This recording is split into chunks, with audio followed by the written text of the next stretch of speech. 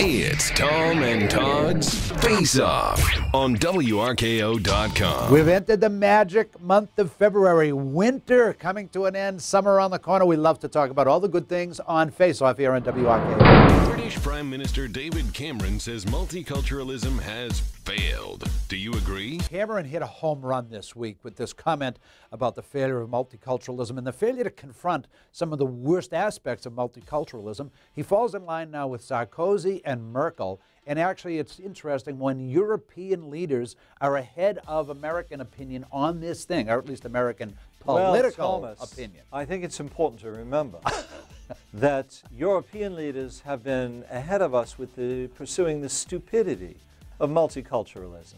Furthermore, when one speaks with an English accent, one has an unfair advantage and can say the most outrageous things, with people not even noticing the words. What a charming thesis.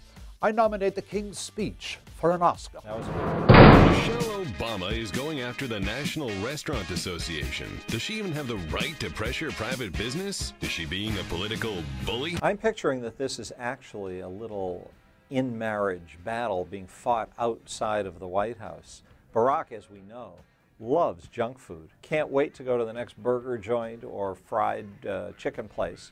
And Michelle is throwing all these jabs all the time about how restaurants shouldn't be allowed now. She's working with the NRA, the National Restaurant Association, to get them to force all of their members to stop doing French fries. Barack Obama is as skinny as a rail. He should be tripling up on cheeseburgers. That's because of all the anxiety she causes him. And his body's running at 200 miles an hour, and he's burning all those calories.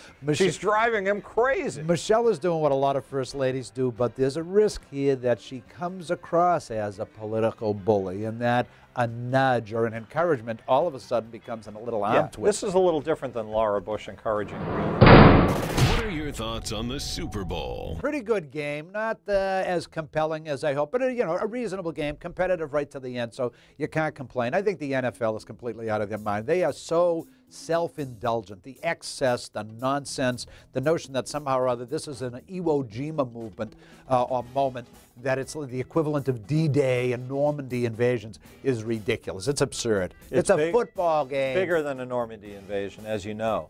But the problem for the NFL, I think, is that they create this aura around the game that it's got to live up to, and if it doesn't, the whole house of cards falls. And I felt this game was kind of an ordinary game. The first half, which I watched, and I got bored and went to bed. I don't think it was special enough to live up to all that hype. And here's what really happened. The house of cards come down. At halftime, he figured out the Dallas Cowboy cheerleaders were not part of the game. Nobody's He said, that's it. What was up with that? And Christina Aguilera, hey, wow, the words to the national anthem, is it that hard? She was really good. They should have a Super Bowl where all they do is bring in horrible singers who put 50,000 syllables in every line they're singing, and just have a contest. Oh, the nice flourishes. Aren't they impressive? Just sing the damn song and then play the game. Actually, February sucks, and we can't wait for it to be over. That's it for Face Off. Sad that that's over. For today, though, we'll be back next week. Tom and Todd, WRKO.com.